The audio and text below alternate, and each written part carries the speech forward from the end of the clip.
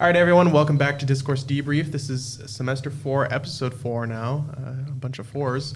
I'm Logan. The guest goes second. I'm Ted. You're to my right, so you're the guest I'm of honor. Abby. I'm Maggie. Yeah. We've had all these people on before, so. True, yes. Except one new addition. We do have a fifth guest today. Yeah, the which best is one. Cosmo. I don't know, could we even see him on the camera? There we go. I'm sure. There we go. Now we have all of our guests. So today we're going to be talking about academic freedom and anti-intellectualism, which I'm so going to stutter over at least once. But before we get in, it is. Before we get into that, Abby, do you want to talk about Regents Cup, right? Or Ted, actually, if you want to do that, since that's kind of more direct for you. Abby's great at taking the pictures, but I feel like Abby's like the one person of all the people who are on the panel today That's not in it. Yeah, that's true. So we have the Regents Cup. Regents Cup is an annual statewide Arizona debate and speech competition between ASU, NAU, and ourselves at University of Arizona. And it is coming up at the very, very end of March. It is the last weekend of March 27th, is that right? 27th, 28th.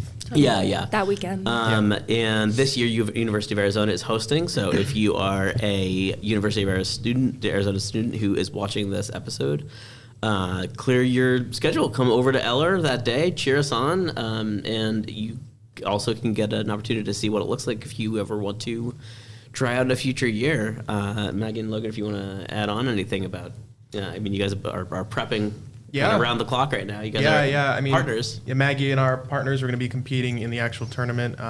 Hopefully do well as well as our other pairings. So we're really excited. It'll be fun. There will definitely be a lot of nerves, but hey, that's not a bad thing. So Morgan. Yes. Morgan, yes.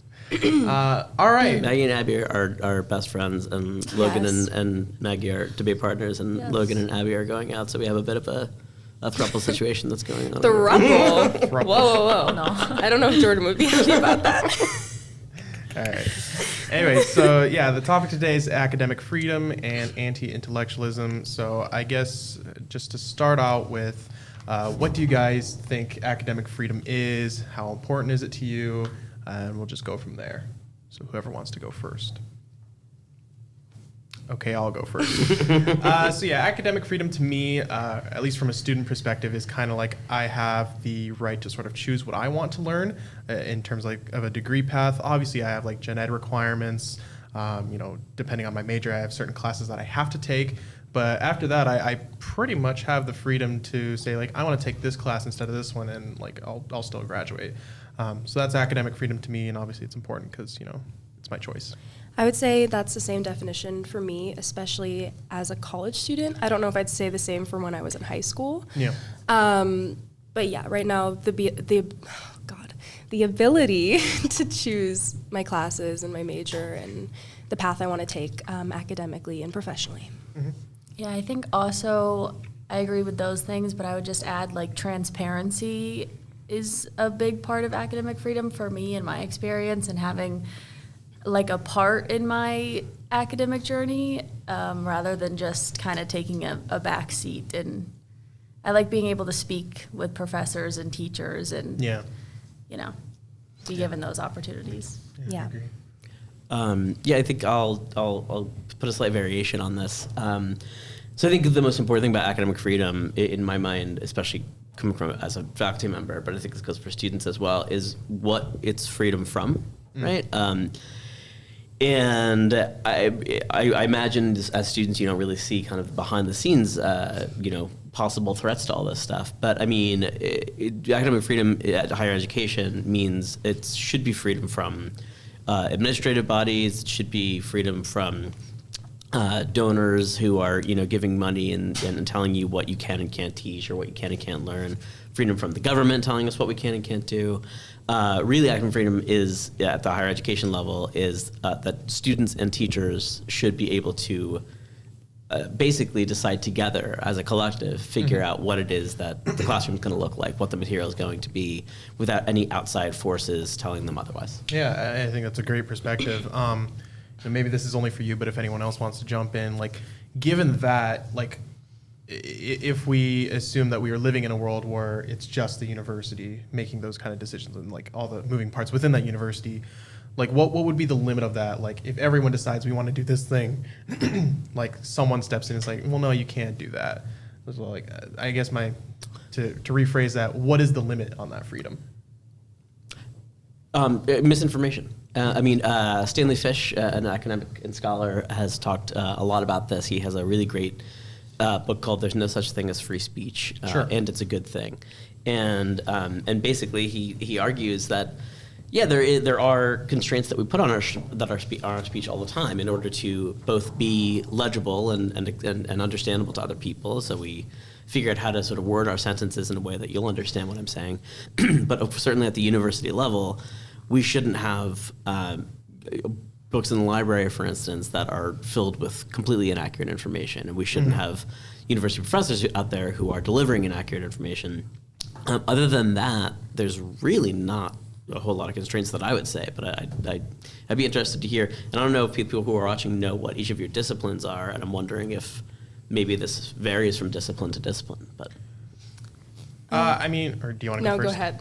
I'll say, as a political science major, I'm going to somewhat agree with some of the things that may have been demanded, but not fully, which we'll get to what that is. That there should be more diverse viewpoints here on campus. You know, Tucson, Pima County, U of A is all very, very liberal, such that it's like 70, 80%, I would wager. And again, from a political science standpoint, that means that my views, my beliefs don't get pushed on a whole lot. So I think from that perspective, at least, like, and I don't know what the university can do about this specifically, and that goes back to the culture, which we'll get into later. But I think more people that disagree with me would be good. But I don't know if you guys have similar opinions, given your disciplines, or. As a global studies major, there are not a lot of people on campus that are global studies majors. I have met maybe one or two people. So I'm not sure if my program specifically has a ton of funding. So we kind of combine with other majors in our course load, like the classes we take, and it does apply to a global studies major, but I feel like I haven't started to really take any of my course-specific classes until next year is when I'm going to start to take a lot of those. And so if I'm being honest, I'm not really entirely sure all of what a global studies major entails other than what I signed up for initially. So sure. I just feel like a little bit more information surrounding global studies and maybe a couple more programs or guest speakers or something would be helpful. As a public health and political science major, I think in both of those fields, I agree with you, Ted, of like the information has to be accurate and has to be correct, because I definitely have had some classes where I think that they're trying to open it up for people with differing viewpoints, but some viewpoints are just wrong, or cannot be shared it's important to observe those, but sometimes I wish that those classes would just really stick to factually this is what's accurate. So that was what I was going to say, and especially just tying what you had said initially, Logan, to what you're saying, Maggie. Because viewpoint diversity, I don't know, I don't 100%, I'm always suspicious whenever that concept or that phrase is brought up, because to me, it sounds like sorry, we have Cosmo's weighing in too. To me, it sometimes feels a little like a dog whistle, or like a little Trojan horse of trying to shift the direction of a university from what it's perceived as, the sort of stereotype that's perceived as, which is this liberal indoctrination machine or whatever, and bring in other voices. And the only reason why I'm skeptical of it is I do think sometimes people who aren't part of the ecosystem of a university misunderstand what classrooms actually look like. Sure. Because you had said what was, I can't remember the stat that you said. You said something that Tucson's something percent liberal or something like that. I don't actually know the exact number, but that's my sort of perception. But let's say that that's true, though. To me, it feels like the same thing as citing a statistic that 60-80% of the professors on campus are Christian. Okay, why does that, does that by definition mean that they're bringing that into their classroom, right? I mean, does who I vote for in my personal life as a professor, I mean, Abby, you were in my class, I don't think that you would ever have any idea what my political leanings were based on how I teach, right? I actually I work really hard to keep that close to the vest. So I'm interested to know, especially since both of you, since you're political science majors, do you see your professors tipping their hand a lot in terms of their political allegiances, or are they just kind of just like challenging you with exactly the kind of critically thoughtful questions that a professor's supposed to do? And also, Cosmos, we're right behind the wheel of your chair, so do not back up an inch. Okay, sorry, guys. You want to go first, or? Yeah, I mean, I think the best example that I've seen with what we're speaking about is it was an intro government class, and the professor, he entertained students who were a little bit loud, and it was during the election time, so there was a lot of loudness. But he entertained it. He respected them, but ultimately he was like, you just lied. Like you're not, that's not true what you just said.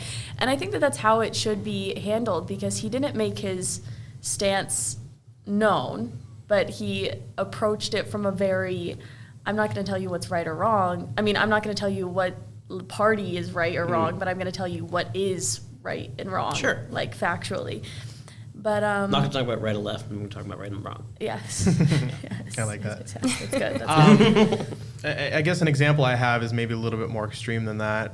I'm in a class right now it's just about American political thought. So we're talking about like what is freedom, what is liberty, and as a consequence of entertaining those questions, often a lot of criticisms fall on the current administration. I don't think necessarily because Trump is Republican, but just because of how Trump acts as a sort of, many view him as more authoritarian. Cosmo is again weighing. Hey, buddy. I'll throw this out to all three of you, because I think another thing that people misunderstand, like when I think of universities, what I think that their entire point is, I mean, you guys all had K through 12 education, right? And K through 12 education in America is meant to teach you the basic structures and establishment of the way that our country works, right? They're supposed to teach you the three branches of government, things like that. It's supposed to teach you the canon of English, right? So that's where you like learn Shakespeare and all of the sort of like typical American classics. The entire point of universities is to challenge those structures, not to tear them down by any means. And I think that that's what often gets misunderstood.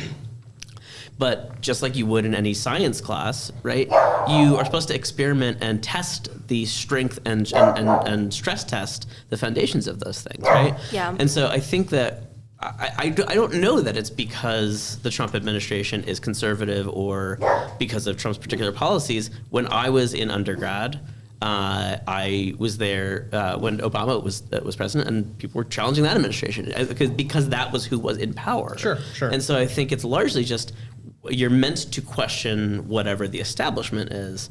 Again, not to be radicals and tear it down, but just to go, okay, can it withstand that kind of pressure and that kind of scrutiny? Mm-hmm. So I guess I would ask that, like, is when you're in your classes and you see either assignments that are sort of challenging some of those things, does it feel like it's a radical agenda-driven, politically minded professor who's trying to brainwash all of you, or does it just feel like, hey, here are some questions to think about, so that you don't just kind of go walk through every single day just accepting the foundations and established structures that you've been taught? Yeah, no, I know in my... Does that make sense? Yeah, it does. Yeah. Sorry, there's a bit of a rant, and there was a dog barking, so... It's okay. In my history class specifically, our professor is teaching us to challenge history that we've already learned. Yeah, exactly. Because, when you're a kid, you're like, okay, history's set in stone. These are the events that happen. But now, like, studying it in college, I'm like, okay, no, history is actually an ongoing conversation. Mm-hmm. It's an ongoing debate. We're just now uncovering new information about things that happened hundreds, thousands of years ago, Right. and it changes the events that we know. And so I think that kind of structure is very helpful for especially like history majors or people that are going into those fields, just to know what it's actually like in the real world and different from what they learned growing up. And of course, that doesn't mean that they're going, was the Declaration of Independence signed in 1776? You know, like it's not that. No. It's asking what are the most valuable dates, and what is the meaning of those historical events. Did the right? Declaration actually give all men equal? It's more about bringing in different perspectives into the conversation that were otherwise highlighted by, like, you know, the big, like, white heroes of our time. Sure. Is what you're taught when you're younger.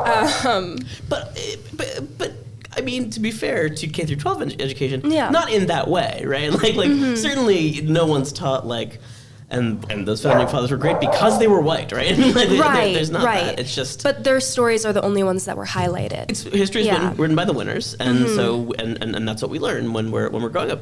Everyone loves a good Understandably so. hero story. Sure, yeah. Big man history. Yeah, I mean, again, the same kind of that same class of like, what even is freedom? What even is liberty? And like, how does America actually fulfill those values? You know, we aren't given the answer because in a lot of ways there is no one answer. So it is just kind of training us to critically think. I'll kind of let Maggie answer, and then I want to kind of use that to ask another question. But Maggie, go ahead.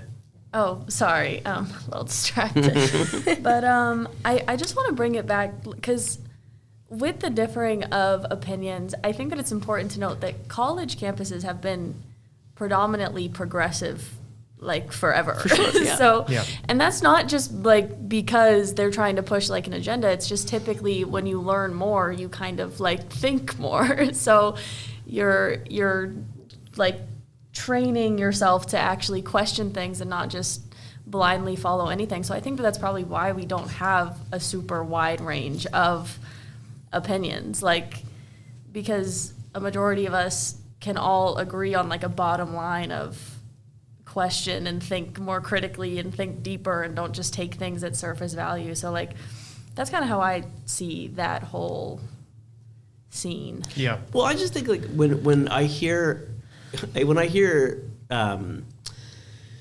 like traditionally conservative media voices complain about universities and say, oh, you know, conservative students aren't welcome. I actually think that that's kind of an insult to conservative students, because I think that there are plenty of conservative students who have really fascinating ways of thinking. I have plenty of conservative students myself who bring interesting things to the table.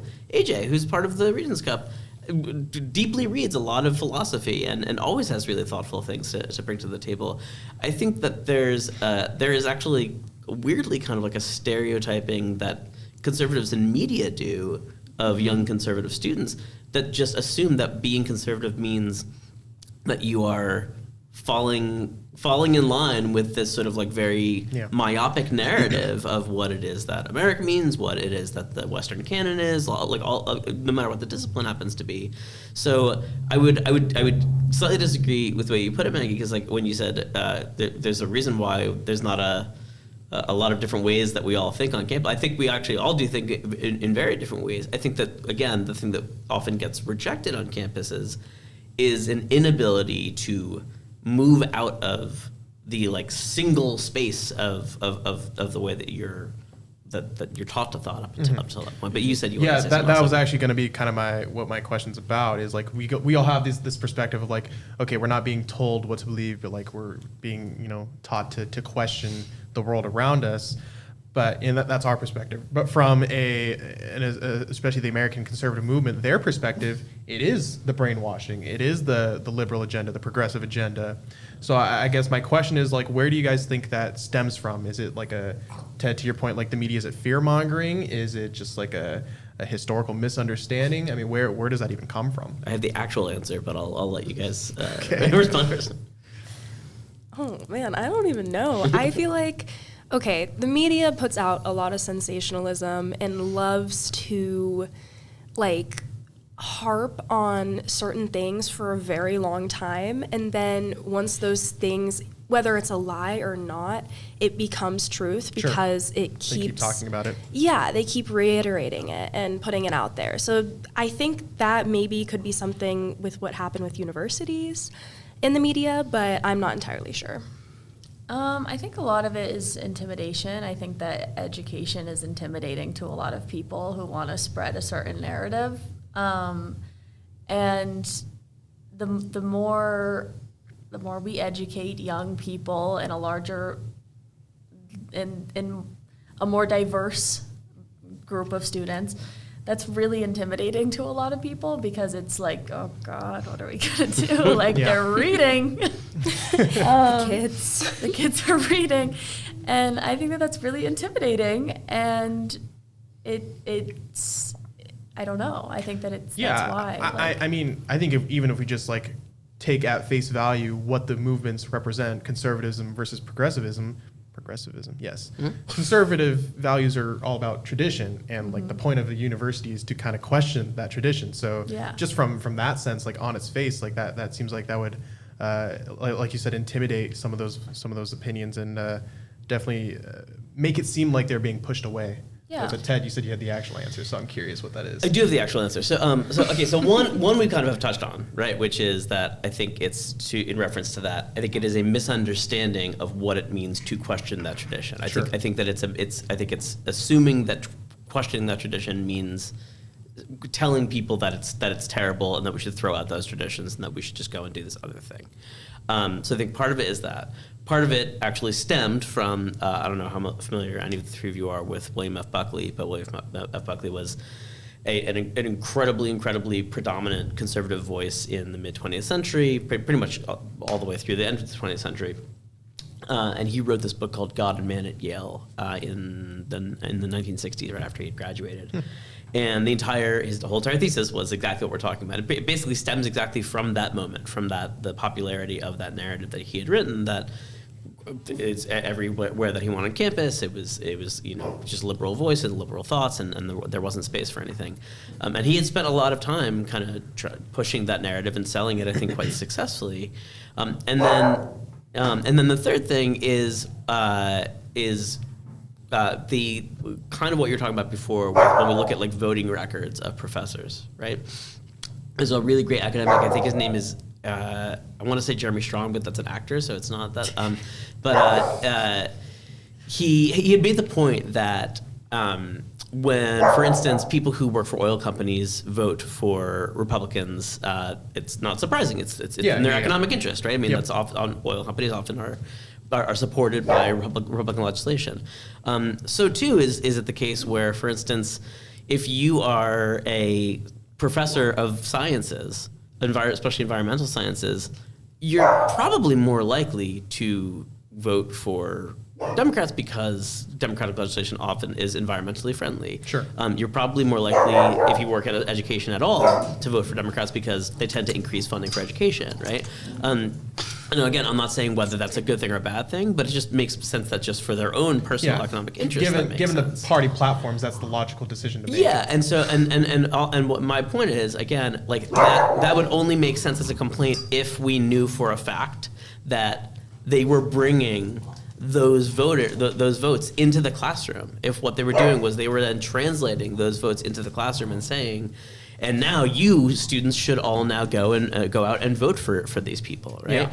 And that's a problem. When we did our event last semester, or was it last semester? No, sorry, the fall of 2024, with Sean Spicer and Jonah Maska, right? Now we had a conservative and a liberal, absolutely. I think that was the appropriate thing for us to do to make sure that we had two different voices during an election year. Mm-hmm. Jonah Maska, who was one of Obama's former aides, had said to me, hey, can you do me a favor? Can you share this link with your class and see if you can get them to go and knock on doors for Kamala Harris? And I said, no. Like, obviously not, of course not.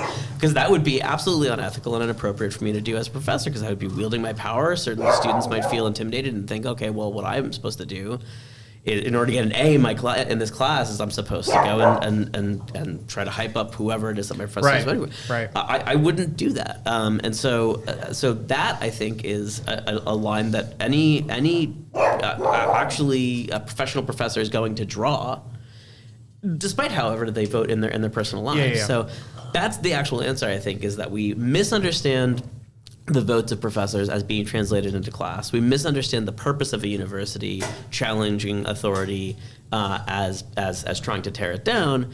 And we also misunderstand the history when we look at how it is that there actually has been, I think, an active propaganda stemming from William F. Buckley against universities. Yeah. Is that? Yeah. I know that was a bit of a rant, but that makes a lot of sense, and it actually transitions well into like sort of the next main topic of anti-intellectualism that we're seeing in this country.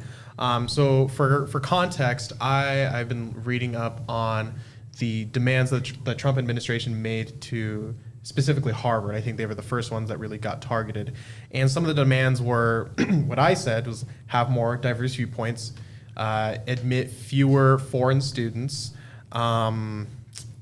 stop teaching DEI, along with a few other things. So what we're seeing of like this conservative view that universities are just hubs of indoctrination, that's translating into policy demands, and then even more recently, the UA was involved in some policy demands that I think we ultimately rejected. Mm-hmm. So what do you guys make of that whole situation of the administration saying, okay, we want you to stop doing these things, start doing these things? The compact is what it was called, right? Yeah, the compact. Just in terms of academic freedom and kind of what we've been discussing for the last 10 minutes of like how universities are even viewed. Well, I think it kind of goes against the point of university to have it be controlled for like a certain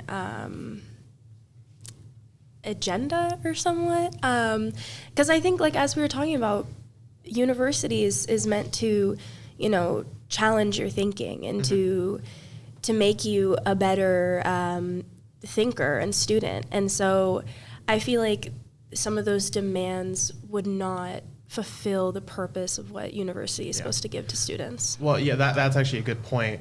And just like another point of context, as far as Harvard at least, the demands originated for quote unquote anti-Semitism. Mm-hmm. However, like only one of the actual policy demands that the administration made was actually related to that.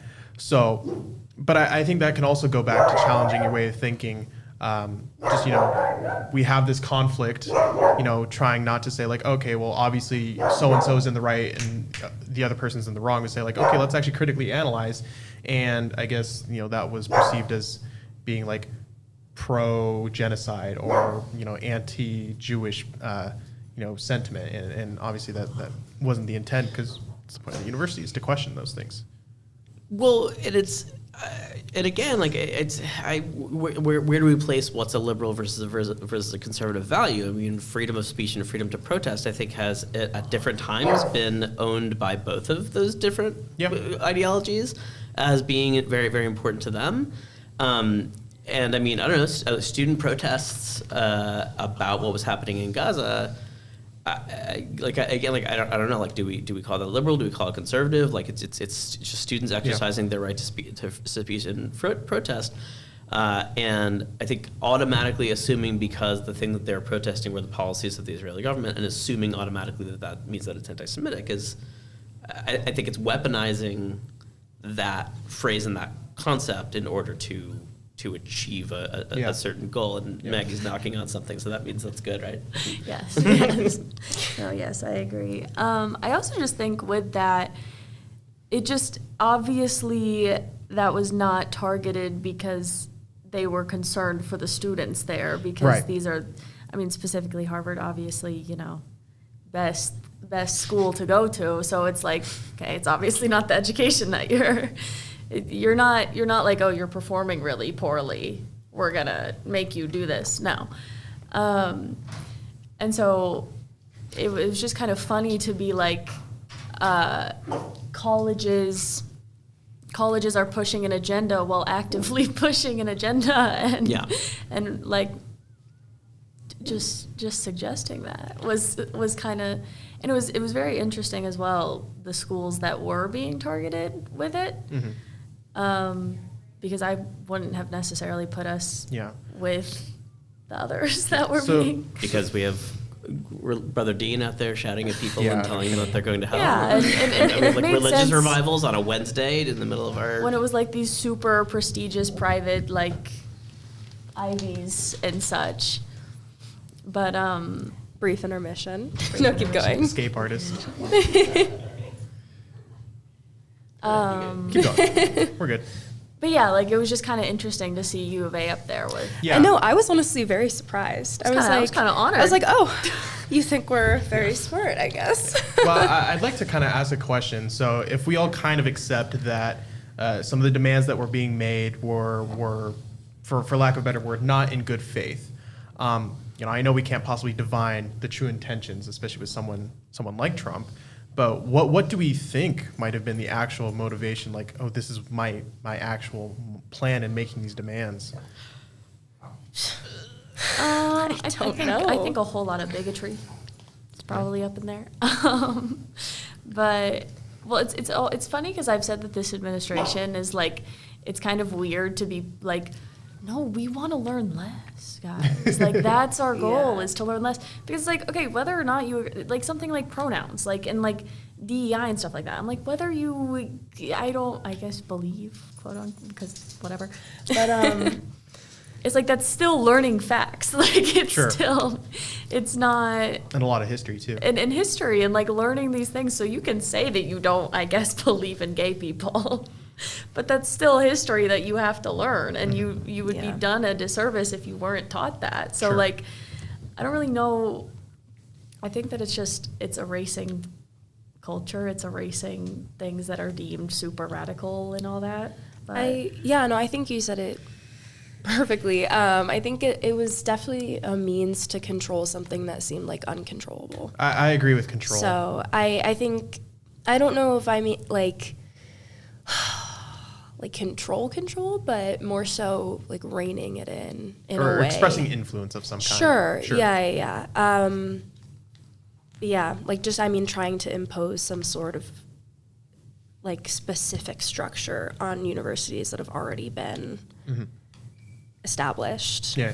So. I mean, I'm going to push back a little bit just because I always like to just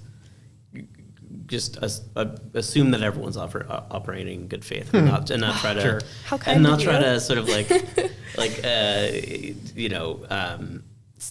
speculate about the ill intentions behind whatever move. So, but I think it's entirely possible to criticize that compact, even if those are the best intentions possible. Yeah. Like even if it's coming from, politicians or administrators who you absolutely love and totally vibe with or whatever, and they're the ones who are saying, hey, here's how it is that you should run your school. Yeah. Again, academic freedom is that just politicians shouldn't be doing that. No matter who they are, no matter what their agenda are, no matter how well intended, whatever. Like that's not the role of politicians, even if you're at a state school that's receiving federal funding, right? I mean, which we do, which was a lot of the arguments that they were making, is that, well, you're getting funding from the government should be allowed to do it. But that's actually not the way that it works, in the same way that NPR and PBS get federal funding, but they shouldn't be told this is how you should report the news. It's not supposed to be a state outlet that's giving you just whatever propaganda the government should be saying, right? So I'll just push back on whatever particular, and I completely agree that a lot of it was transphobia, a lot of it was homophobia, all of that stuff too. But taking that out of it, it still isn't okay. It's still not okay for the government to do that, right? There's layers to this stuff. Yeah. No, I completely agree. Yeah. And it just kind of speaks to, again, just the point of academic freedom. Like I know for Harvard specifically, because this is what I read up on, is they were saying, I think it was the DOE saying, if you don't do this, don't bother applying for grants. We're just not going to give them to you. So yeah, it is just like sort of saying like, oh, we pay for your stuff, so we're gonna, you know what's funny? It's kind of the same argument that people say to cops, like, I pay your salary, so you don't get to like pull me over or something like that. Well, here's where it gets really interesting, and this is where I don't know how aware the three of you are of this aspect of it, but you certainly feel it, I'm sure. So what's interesting is that a lot of schools were able, so in the past couple generations, especially state schools, they basically got their funding from three different places, right? Mm-hmm. They got their funding from student tuition, they got it from the state and federal, a mix of state and federal government funding, and they got it from alumni donations, right? Okay. Then the past couple generations, state and federal funding has been completely slashed, like over and over and over again. That's why you guys all have to keep on paying higher and higher tuition, because what universities do when they go, okay, well, we're not getting the funding from the government anymore, so we have to take those three equal thirds of our funding, and we need to start increasing the student tuition. Right. And then the more you increase student tuition, the less that students have after they graduate to donate as alumni, because they are now spending that. So then they have to increase student tuition even more, because now they're losing that third. It's just a feedback loop. Yeah, and so what ends up happening is that this entire university, most universities are entirely built on the backs of student tuition. Mm-hmm. So weirdly enough, the policies of governments and states, which largely have conservative politicians who are trying to slash that stuff, actually enabled a lot of the schools now to say, okay, fine, don't give us funding. You give us like 2% of our funding anyway. So like, we're not going to follow your compact. We'll just keep on doing what we're doing. Yeah. But it also leads to this weird sort of lack of academic freedom, because what ends up happening is when students are paying that much for tuition, education becomes a product. Yeah. Students become customers. And it's not conducive to an actually academically free atmosphere. Because it's a market. It's not a hub for learning. It's a market. And so I want to throw that to all three of you. Do you feel that? I mean, do you feel that while you're here? Do you feel a sense that you're treated as customers, that this is like a market rather than an actual education? Yeah, I mean, I'll jump in and say absolutely. Especially being out of state, I guess all three of us are. Tuition is is a lot, and like I get $32,000 a year for 4 years on my scholarship, and that's only like half. So there's still a giant gap that needs to be filled. Right. And like it sucks, because I'm involved in a lot of things here. I really enjoy going here, but my God, is it expensive, such that like I have to do things that I don't want to do in order to stay being here, and that's like I listened to this conversation once, and this guy took a position. It was basically saying like cost or just money in general should never bar someone from seeking higher education. And like I've just agreed with that so much, because was it Bernie Sanders? I mean, it could be many people, but no, he wasn't the one on the oligarchy. He wasn't the one on the panel. Oligarchy. But I think that's just become so much more applicable to me over the last couple years. So yes, to answer your question. Yeah, and I definitely feel the the amount of like pressure, especially with expenses, and now they're kind of stepping back from those same scholarships that you and I have, and that's just going to be very difficult for students that want to come to the University of Arizona, and especially, and I think we're definitely going to see a decrease in applications at U of A. Well, there already was last year. Yeah, last year it was like 20% less than. Well, that not only are they decreasing amounts, not only are fewer people applying, fewer people are actually getting accepted. Yeah. Like I would see, I follow like on like different platforms like future students, and a lot of them said like, oh, I had like a really good ACT score, I had a really good GPA, and I didn't get in. And I'm just like, I thought if you breathed air, you could get into the U of A. Well, that's like the big thing for next year, is that they really want to lower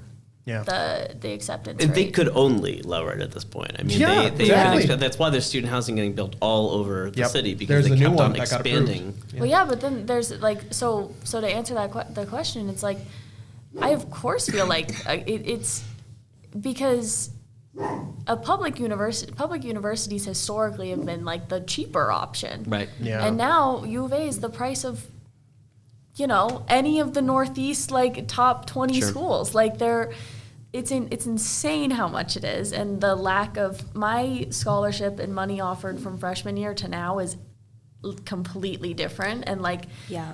it's financial aid doesn't help you at all. Yeah. Like, Yeah. or not like fast food, but like office. Like it's impossible to get someone to like, you're paying so much, and any time that you have an issue or like there's some kind of problem, there's no one who Yeah. will listen to you. So it's like, I'm paying to be here just to be ignored and like transferred to a different like. That's what I was going to say, is since all three of your answers were yes, you do feel that pinch, yes, you do feel treated a little bit like customers, et cetera. Do you feel that affects your sense of academic freedom? Like, do you feel as though that is making you feel a little bit less academically free because of that? And it sounds like you're saying, Maggie, that it's that you're feeling it's in the way that there's too many people here and you never kind of feel paid attention to. Yeah, because it's like a lot of people talk about the downside of big schools, and they say like it's the class sizes or whatever. It's how like non-personal it is. Yeah. But that's really not like the issue. I think like the issue is just not feeling respected. You fully feel like just a number, and like not even just in a class, because it's my issues are mainly with like administration, and like any time that I've had an issue of like I need to talk to somebody, it's like I don't know how to. I'm like I can guarantee you thousands of other students have had this issue. Like I don't know why it's like it's my so. turn to knock. Yeah, like I don't know why. And from what I've heard from professors, it's really annoying for them too to have to like it's frustrating, because it's like the teachers and the professors are supposed to be the ones who make up the school community and make up the school dynamic, but it's administration that is fully just stomping on them, and they're like, no, we're doing it. And I feel like I'm kind of coming at it from a different perspective in terms of academic freedom, such that because it's so expensive, because student loans are a pain, I feel like I'm pressured to only do things outside of the classroom that will benefit my career, such as Discourse Series, Regents. Sure. Now, it just so happens that I really, really like doing those things, but that's like a luxury not all people have. So I think that definitely constricts your freedom in the sense like you can't really waste your time on things that you want to do, because you need to be thinking about your career. Universities are not meant to just make you good workers and like good cogs in the machine and meant to be just diploma mills. Sorry. No, I was just saying, like, I totally relate to that because I have so many interests. I want to play soccer. I love theater.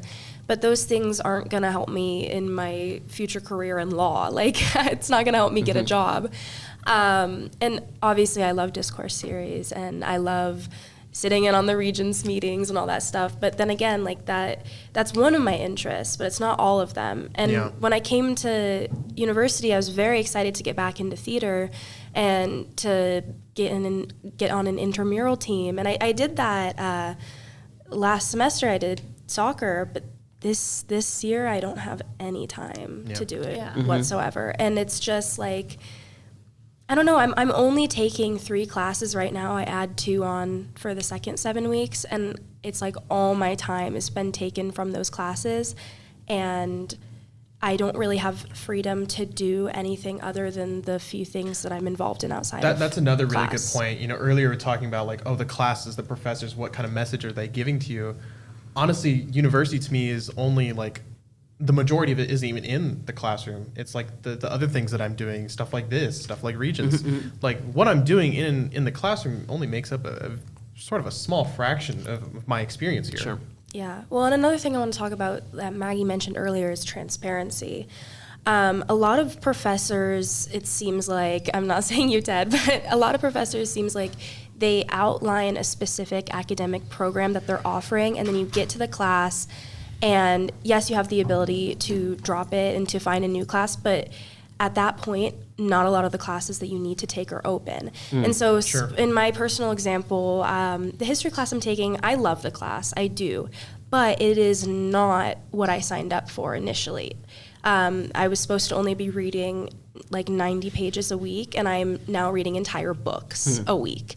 And I don't have the time to do that with all my other classes. And now when I'm going to be adding 2 other ones, it's just, I really need the transparency from administrators and from professors initially when I sign up for things. So what you're saying is that AI should be integrated into all undergraduate curricula to cut out that busy work. No, I think professors should just not assign busy work and instead maybe read a book over the course of 2 weeks or 3 weeks or something like that. Why? What do you think? I think I loathe busy work for sure. I think I have a different definition of what busy work is. Sure. I mean, like, work that keeps you busy is not by definition busy work. I think you know, having to read an entire book, it is asking a lot. But I don't know if that's necessarily busy work. If the book is something that's important, busy work. But also having to do theme quote and questions for each chapter that you're doing, and it doesn't apply to anything you're talking about in that's class. Busy work. Yes, that's bullshit. Yes, that's what I'm talking about. That's like that's where my discussion post frustration bullshit, comes from. Yeah. Oh yeah, I do think that there's, and like also, I don't want to like deter too much, but like I worked in this group that tackled one size fits all teaching, and it was kind of like our structure and all of that, and how it makes a lot of students give up on school very young. What does it mean? I don't know what that. Oh, like one size fits all teaching is kind of our current structure, like K through 12 and college, of that type A student. And if you're not that, then like you can go to the classroom down the hall, you know? Like, and how that's really damaging because it pushes a lot of people, it turns a lot of students into this like jaded, I'm just not a good student, I'm not gonna seek more. Sure. And I mean, I had that kind of experience. Like I didn't operate well in some kind of classrooms and I was fully like, I'm not a good student. And I think that what's unfortunate about universities now is that at one point it wasn't like that. Right, it wasn't, but now it's more so becoming that like that high school class of like, if I mess up, it's over. Like I might, you know, if you get a certain GPA, you lose all of your financial support. And it's like, and I get that standard's, I get that standard is somewhat, and I'm not saying that that's necessarily a bad thing, but I think there's a lot more pressure of the 4 years, and like, I think freshmen go into it with this idea of I can take these random classes and I can do all of this stuff, and they don't realize like the time that they're wasting within their schedule. Or the money they're wasting. I can maybe add on to that. I think for me, like the pressure to get an A in a class is more for me than to actually like understand what's going on. So, but can I ask? So, okay. So I have 2 things that I really want to respond to with that, because that's really interesting, Maggie. So one is part of what you're talking about actually connects to the very first thing that I said in response to Logan's initial question, which is absolutely you're right. Universities we're supposed to have the academic freedom for professors and students to together figure out how the class is going to be taught and how they're going to learn, meaning we're supposed to be able to accommodate different learning styles, meaning you as a professor are supposed to be able to get to know every single one of your students and figure out what's best for them. So you're totally right that universities are supposed to be breaking out of that very rigid type A one-size-fits-all model, right? I have to ask, though, especially with your comment before about you pretty much have to have a pulse in order to get... Do you feel as though at UA... the second that somebody messes up a little bit, then they're kind of screwed? Because I kind of feel like that's not my experience as a professor at all. To just clarify, I'm more so talking about I feel like there's a heightened, the whole like memorization and like exam crazy, like very strict grading. Teach the test. Yeah, it's becoming much more integrated into college from what I've heard from past people who've been like. And that's what I'm saying. I'm saying like the pressure and the level. I'm not saying that it's like super, you mess up and you're like, it's over. But I'm saying that the pressure, it's getting more expensive on one hand, and then it's also getting, I think, more difficult for a lot of students. Sorry, go ahead. Well, just another thing to add on is I think that definitely the pressure, it's not necessarily like if you mess up, you're done in the university's eyes, but you might be done to yourself. Like you're like, oh, like I mess up and I'm like, oh, well, I'm just over. I think that I'm over because I don't have a certain GPA. I'm not going to get a job. And it's all that pressure that is like given to you from society, but also from the university at the same time. And I also we have to think like each class is thousands of dollars. So when you get a bad grade in one of them, that's kind of like the transaction you're making of a sunk cost, if you will. There you go. To your point, Ted, I think kind of what I was saying is more of a personal thing rather than like this is like how it's worked. However, I will say that our institutions don't necessarily help with that. For example, in high school, and especially over the last 20, 30 years, there's been this obsession with like, oh, I need to get into a good school, so I need to have a 4.0. I need to be doing this, that, and the other. I need a perfect SAT score. And that doesn't go away once you reach college. I had those same kind of pressures. However, I had them because I wanted the bragging rights, not because I wanted to get into a good university because, whatever, U of A. But I think Whoa, bear down, mister. Whoa. For a lot of U of A is getting a lot of shit from Logan there in this know. podcast. Yeah, alcohol. Jeez. But for a lot of people, Go to ASU. Just kidding. Boo.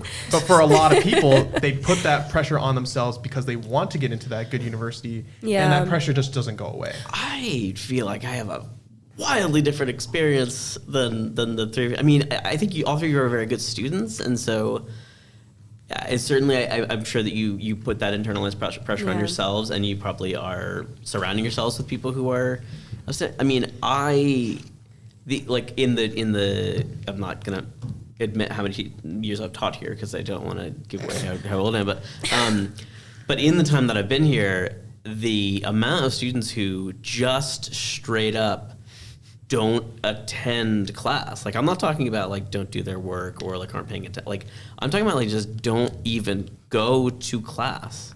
Yeah. Is astronomical. Yeah. And this goes with the profit model though, is that not only does that happen, but administrators keep on putting pressure on faculty members. Do not drop that student. Because if you drop them, we don't get the tuition money. So you have to make sure that you keep those students in the class. So that's the only reason why I kind of was like, I don't actually feel like universities are doing this thing where like you screw up a little bit and you're done. If anything, students are now given way more leeway than they ever were to be able to screw up all they want. Not for because financial then they'll aid, keep though. on being able to. Well, I'm sorry, you can go. No, yeah. From the financial aspect, I'm speaking like the damage that the money and the price of school is that I'm not saying that students who just don't care should be walked through life, but I think that it's financial aid is scholarships poof gone immediately, and I get that there's some criteria for these scholarships, but financial aid is very hard to navigate once you've dipped down a certain level of and that makes sense, but also it's you're a freshman. A lot of people's first experience living on their own, providing for themselves, and there's just not a ton of understanding from that. I think what's causing that is say you're an actually really good student, but something happens and you dip below maybe that 2.5 threshold or whatever. The people that are providing financial aid conflate you with, I think, the type of people Ted's talking about, which in my opinion is all about privilege. They're not the ones paying for their own education. No, to be clear, I want to be clear. I'm not like old man yells at cloud, curmudgeonly coming in here and being like, oh, these damn kids. I'm actually talking about kids who are suffering from a mental health crisis and aren't coming to class. Yeah. Those students should be dropped from the class for their own interests. I compassionately will email those students and they'll say, I'm going through whatever, and I'll say, this probably just isn't the semester for you to take this class. That just makes total sense. Withdraw. It won't hurt your GPA. You don't have to pay for the class. It totally makes more sense for you to do that. And faculty members are being pressured to not send that email and to keep them in class so that their money can still be taken. So that's what I mean. I don't want to make it sound like I'm saying these damn kids can screw up and do whatever they want. I'm saying that it actually is a real crisis Okay. of not supporting students. Yeah. Do you think that that pressure from administration to keep students in class is what's causing professors to be like, I'm going to penalize you guys if you miss a certain amount of classes?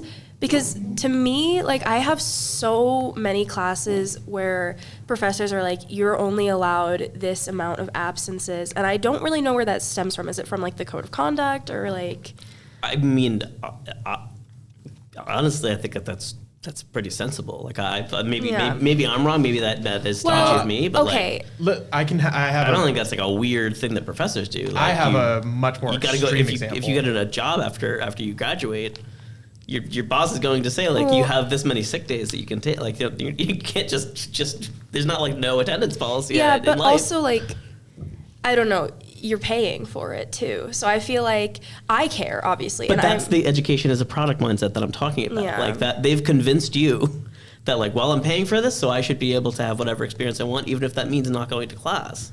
Yeah. That's fucking shitty. I don't know. Well, I mean, I go to class, and I think the opposite care, is true. Like, but- oh, you're paying for this, you might as well be here. Like, I feel like that's leaning into the same thing.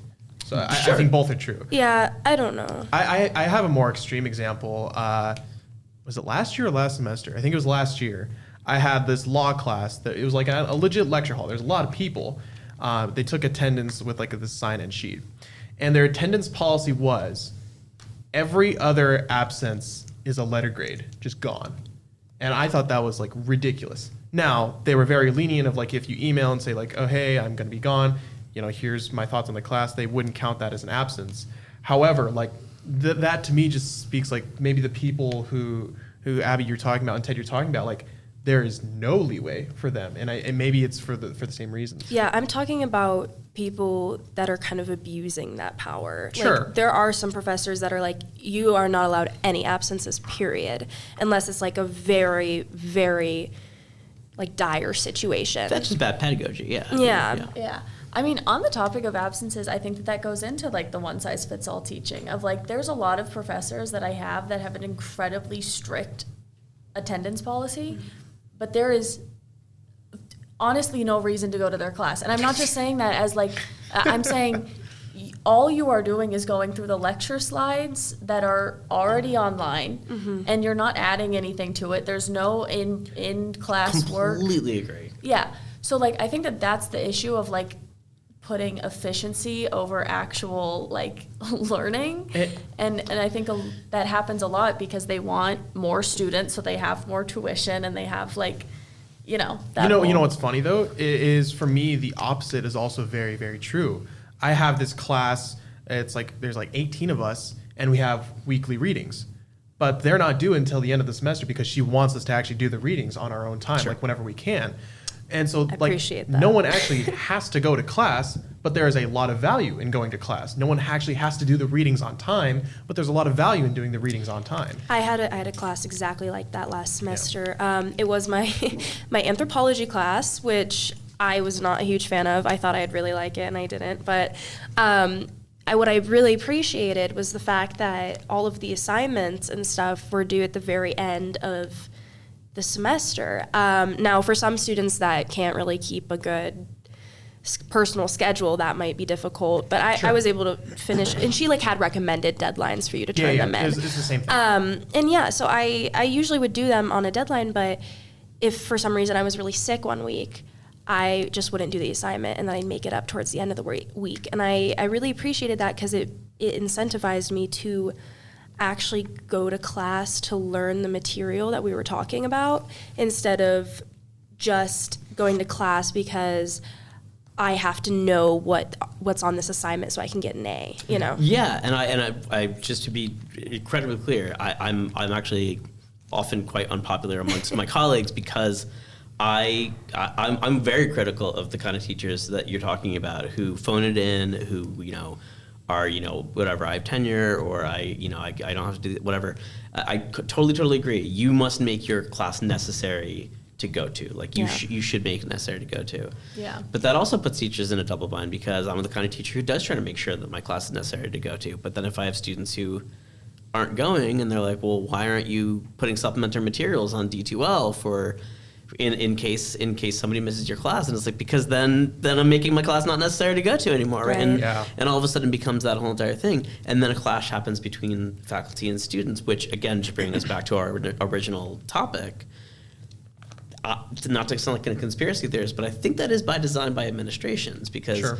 the old fight used to be faculty and students on one side and the administration on the other, and I do think administrators are trying to goad students into seeing their professors as their enemy, as somebody who's against them, right? And going like, come to us to complain to us about your professors if they're not doing a good job, because you're our customer and the customer's always right, and that's totally cool, and we're gonna make sure, whatever. And again, they're training you into that capitalist mindset of like, well, you're paying for it. I mean, you even used that phrase, like, so, and I think that is what's happening, and I think it's a genuinely difficult thing for students sometimes to be able to make it to class, because sometimes it's hard to manage your schedule. And sometimes you have mental health issues, whatever. It's genuinely difficult sometimes for professors to be able to figure out exactly how to manage that and to do that in their classroom. And I think the perfect solution to that is for an open, good faith exchange between faculty and students to understand that of each other, but there's a blockage happening between those two things. And that's exactly what shuts down academic freedom, because administrators are going, let's try and do that. But that is my conspiracy now. I do sound like a conspiracy. So not only are there constrictions on the university and academic freedom in a political sense, but from the universities themselves sometimes. Yeah, I know, I fully agree. I agree too. Yeah, I think it's a pretty good place to wrap up, unless anyone has any other points. Maybe Cosmo does. No, could I just super said quick, kind of a lot today. super quick point. Yeah. I do wonder if a lot of this is due to the fact that college has now become kind of a assumed thing that you're gonna do. Yeah. And I think that it was probably a little bit easier to maintain when the people going were like people who actually wanted to go, and it wasn't just oh well, I graduated high school, so I'm obviously like, I went to a school where 98% of students immediately went to a 4-year Right. college. Yeah. And so, and half of them didn't want to go. I mean, I was even like, I was just kind of like closing my eyes and like pointing at the Common App, like, sure, they have no fee. But you know what though? There's a reason for that, because like a lot of these people, like the sort of thought leaders, will say like, oh, university's not worth it anymore, go into a trade, go do this, start a business. But you know what? They still send their kids to college. Oh, yeah. So, no, there's a lot of people who went to college and got a full, and then they're like, it's not worth it. Yeah. I think You guys shouldn't go. I think it's definitely a mixture of societal and economic pressure. Like, as the economy gets worse and worse and things get more expensive, it's like, well, now I have to go to college and get a degree to have some sort of high-paying job in order to, provide for my family or to even live. Period. It's true. Yeah. And it's a vicious cycle, because it's like, well, then we'll make it tuition even higher, so that you have to make sure you get the highest paying job. And then interest rates for loans. And I'll just say my last thing with this quick anecdote. It might be maybe this is the place to wrap up. I'm not going to say the name of the outlet, but there's a media outlet that had reached out to me, because I did like a quick interview for Arizona Daily Star last November, and somebody had seen that and said, "Hey, do you want to write a column about the threat to academic freedom that's happening from political forces on campuses?" And so I said, sure. I mean, here's my take, and my take is, it's actually like, sometimes it's political forces, but it's often happening much more internally. Often it's like more complicated and more associated with financial things than that, blah blah blah. And they go, "Oh, we wanted you to say that it was political forces." And I was like, okay, but that's not my take. So do you want me to tell you what I think or not? And they're like, well, not if you're not saying the thing that we want you to say. And so this maybe answers that question that you had asked earlier, Logan, which is like, where does that stereotype come from? Like, where does our and it's like, I don't know, because I think a lot of these media outlets are just going, hey, here's what you're supposed to say, now go ahead and capitalism. And write it. Yeah, so I was they like, want more money. like that. America.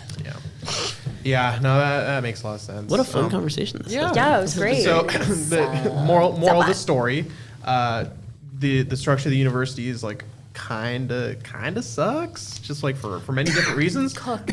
But yes. And shopped. But at the same time, it's a good thing that we're all here. So just a very, very weird dynamic. Yeah, and and things like this keep it alive, and that again, like that's the lesson, is just remember that you and your professors are not at odds. Like you're not adversaries. So go and talk to Except them. for a couple, low-key. That's true. Yeah. Well, and a couple students that I have. Talking about But You know who you are. But for the most part, I mean, you like anyone who's watching, like you can form those relationships. They're there, and it'll make things better for you. So. Yes. Oh wow, big cart What? coming through. I feel like I'm supposed to do this to represent Peyton, right? Like, Yeah, there you go. isn't that his thing? Yeah. What does he always say? It's very Nuanced? yeah. It's just a very nuanced thing. It is nuanced. But we got to wrap up because I got to. Yes. Yeah. What a great message to end on. This is great. Yeah. Yeah. Stay in school. Thank you to our Stay in guests school. for being on the Yeah. podcast. Thanks, guys. Thank Yeah. you, Jess. Thank you, Cosmo, for your many opinions that you Yes, opinionated been one. very vocal about. Yeah. All right. Well, yeah, that's been another episode. I've been Logan. I've been Ted, I've been Abby. I've been back. and that's been Cosmo. And yeah. Woof. Perfect. And yeah, we'll see you next week. Stay tuned for Regions. Stay tuned for other events. That's all on our Instagram. And yeah, you'll see us next week. So, Bye, guys. Bye. Goodbye. Bye.